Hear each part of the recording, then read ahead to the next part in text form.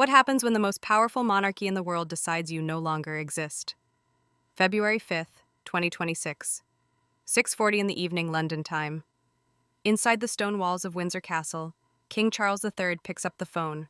Not his assistant, not a spokesperson, him. On the other end of the line, thousands of miles away in California, Meghan Markle answers. What follows is a 17-minute conversation that will change everything.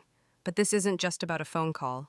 This is about sealed records, hidden marriages, and a past that refuses to stay buried. This is about what happens when the life you've carefully constructed starts to crack. And this is about a king who's had enough. Let me take you back to where it all began. For weeks, whispers had been circulating through royal corridors, rumors that most people dismissed as tabloid noise. But on the morning of February 5th, those whispers became something the palace could no longer ignore. During the daily royal briefing, a folder landed on the king's desk. Inside were documents, screenshots, and media reports, all pointing to the same explosive claim, that Meghan Markle had been married before. Not to Trevor Engelson, the Hollywood producer everyone knew about, but to someone else. An American man named Joe Giuliano. The alleged marriage record, filed in Bibb County, Georgia. The year? 2011. And here's the part that made everything worse. The record had reportedly been sealed, hidden from public view. Whether by legal request or personal influence, no one could say for certain. But the implication was clear. If this was true, it meant Meghan had entered the royal family with a secret that could unravel everything. But Joe Giuliano wasn't the only name causing problems. There was another man. Someone Meghan had openly dated.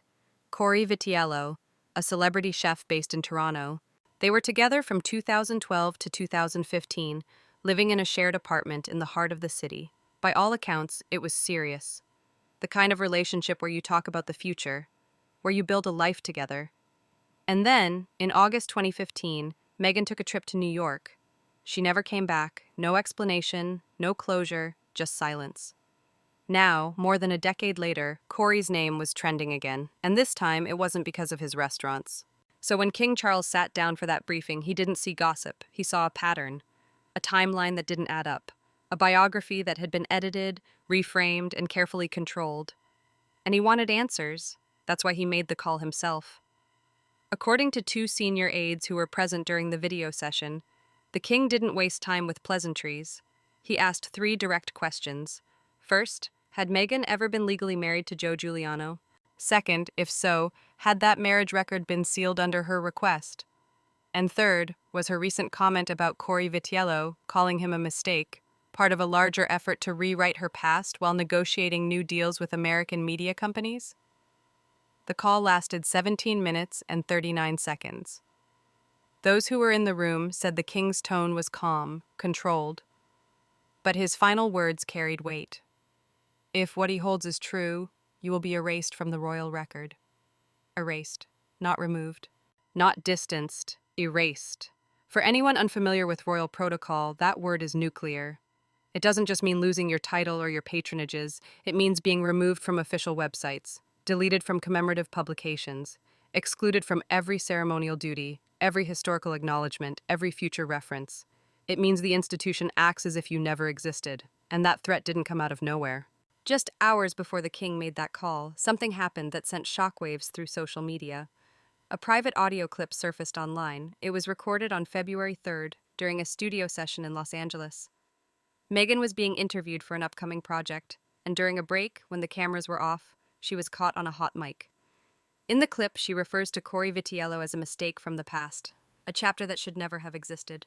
The audio was leaked by a sound technician who had been contracted through Archwell Productions. He reportedly sold the clip to a Canadian gossip blogger for $18,000. Within hours, it was everywhere. The headline read, "Erased and Denied, Meghan's Hidden Toronto Years." The reaction was immediate. Search engines lit up. Within 24 hours, there were over 1,200 headlines globally. Royal monitoring systems flagged terms like fraudulent biography and marriage record seal as trending across multiple platforms. The palace couldn't ignore it anymore. So they dug deeper. What they found was a timeline that raised more questions than it answered. Between 2012 and 2015, Meghan lived in Toronto while filming the legal drama Suits. During that time, she was in a confirmed relationship with Corey Vitiello, They shared an apartment. Friends described them as committed, stable, a couple that seemed built to last. But then came August 2015. Meghan took what was supposed to be a short trip to New York. When she returned, everything had changed. She ended the relationship, she cut ties with Toronto-based friends, and within months, she was in London meeting Prince Harry. On February 4th, Corey posted something on social media that reignited the entire conversation. It was a black and white photograph of a street corner in Toronto, the corner where he and Meghan had lived together. The caption was simple: "The truth never sleeps." Within 24 hours, that post had been shared over 600,000 times. And suddenly, people weren't just curious, they were digging, looking for old legal filings, searching archives in Georgia and Canada, trying to piece together a story that Meghan had apparently worked very hard to leave behind. Back at the palace, advisors were preparing for the worst. A full legal review was ordered. Every document Meghan had ever filed in the United States before her engagement to Harry was now under scrutiny. The King's office reached out to government departments. They wanted to know what options existed, what could be done if the allegations were proven true. In California, Meghan's team went silent. No official statement, no denial. But behind the scenes, her lawyers were moving fast. They began preparing media positioning documents, drafting potential injunction requests, monitoring every mention of Joe Giuliano across North American outlets. They knew what was coming, and they were getting ready to fight. Royal insiders said the matter was being treated with constitutional urgency. There was talk of something called the Fair Permanent Removal Clause. It's rarely used, but if triggered, it would mean Meghan's formal expulsion from all royal archives and future historical records. Not just a quiet exit, a complete erasure. For Meghan, the timing couldn't have been worse. February was supposed to be her comeback month. After years of struggling to regain footing in the American market, after Netflix pulled back on future projects, after Spotify terminated her podcast deal, she had pivoted. Her new plan? The Middle East. Dubai was the centerpiece. The strategy was ambitious: a private roundtable on women's empowerment, a collaboration with fashion houses, filming for a documentary series, closed-door meetings with regional investors for a new candle and home goods line. But here's the problem. None of those activities had been registered with the UAE's Ministry of Economy.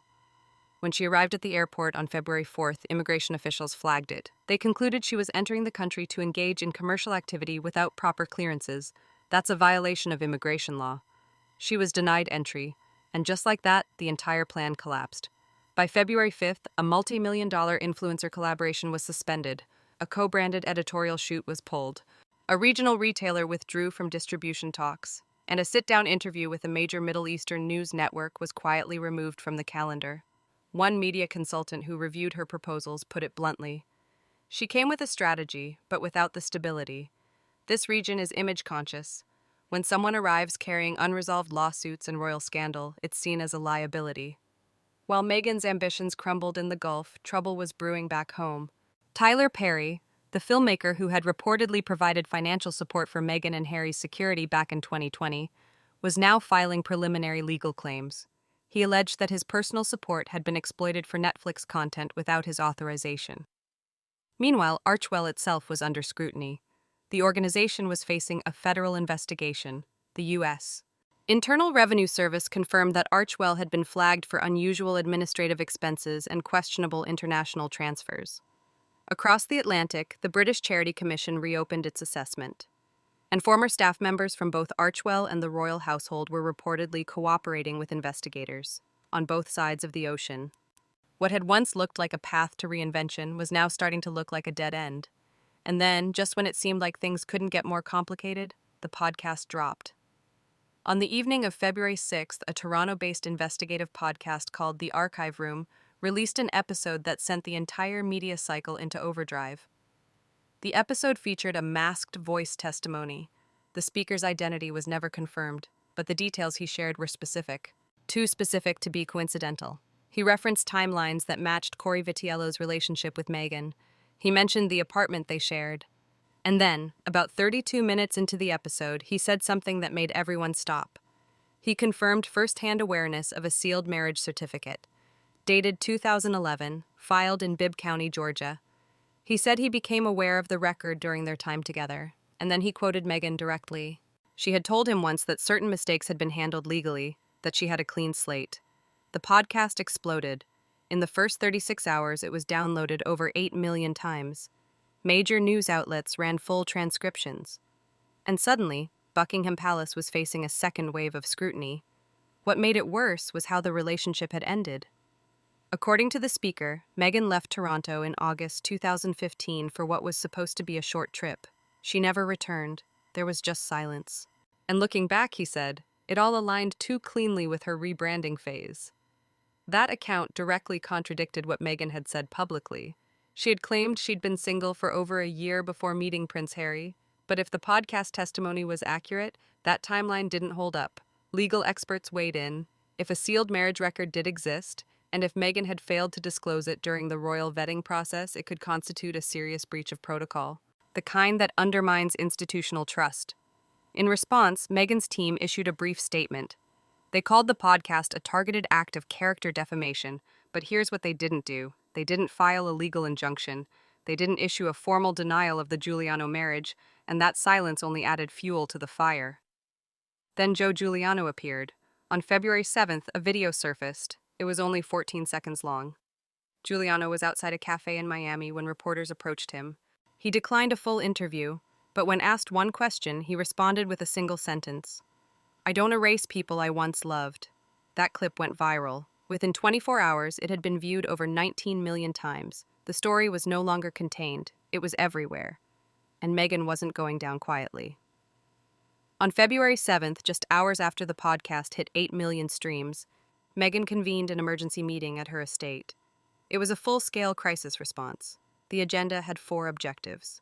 Discredit Corey's character, suppress further mentions of Giuliano, reframe her Canadian chapter as fabricated, and fast-track a new business identity under the trademark Evermark. By noon that same day, 3 gossip columnists published eerily similar pieces. All 3 described Corey as a fame chaser, as passive-aggressive. Each article cited anonymous sources close to Meghan. Legal letters were sent to talk shows. Both had scheduled segments related to the allegations. The letters demanded retraction of any statements linking her to unverified records. On social media, Platform X received over 150 coordinated takedown requests. All targeted posts using hashtags related to the story. Most were denied, but then an email leaked. It was dated February 6th. Meghan had written it to a Netflix executive. The message was short. Corey's chapter must be erased. It's not aligned with the new Duchess narrative. That phrase became symbolic. Critics accused Meghan of retroactively sanitizing her own biography. While this was happening, Meghan filed an emergency trademark request. The name? Evermark. It was a clear pivot, an attempt to create distance from the Sussex identity. But commercial partners started pulling out. Whole Foods withdrew from distribution negotiations. Spotify terminated development on a new podcast series. Inside Windsor Castle, King Charles was watching all of it unfold. On the morning of February 8th, a special session was called. The King's advisors began mapping out what complete Sussex detachment would look like. One senior official said it plainly.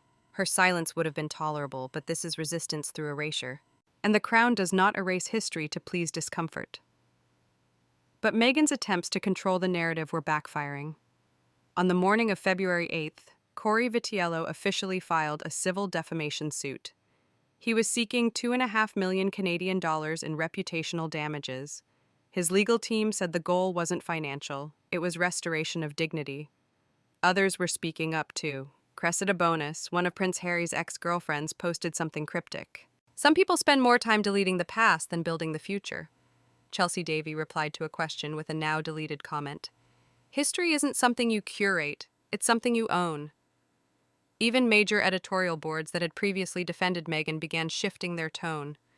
Opinion pieces criticized what they called curated omission and weaponized erasure. Public sentiment was turning. Internal polling showed that 61% of UK respondents believed Meghan had deliberately altered elements of her history. And then the final blow came. By dawn on February 10th, the royal family's official website had been quietly updated. Meghan Markle's biography was gone. Her image gallery, her marriage timeline, all of it. Replaced by a brief tag, no longer associated with official duties. There was no press release, just silence. Later that morning, Princess Anne attended a ceremony. During her remarks, she made an unscripted addition. It takes integrity to stand under scrutiny, it takes courage to own one's history, and it takes truthfulness to earn the right to serve. That evening, King Charles delivered a keynote speech at Windsor Castle. We must preserve not just records, but the courage to face them. History need not be edited to make it comfortable. It stands as it was lived, and shall not be rewritten to serve convenience. The audience understood immediately. Though he didn't name Meghan, the meaning was unmistakable. Behind the scenes, the palace requested a review of Meghan's visa status and official records. Her diplomatic status as Duchess of Sussex was now under re-evaluation. The commercial fallout continued. Netflix shelved a documentary. Archwell's press site went dark. In Montecito, Meghan wasn't seen in public for 3 days. Her team declined all comment. Before leaving Windsor, King Charles wrote a private note. It read, "Closure is not about vengeance, it is about protecting the crown from erasure." And with that, Meghan Markle's chapter within the British royal family was formally closed. Not with scandal, not with drama, but with silence. The kind of silence that says more than any statement ever could. Because in the end, the crown didn't need to fight back, it simply chose to forget.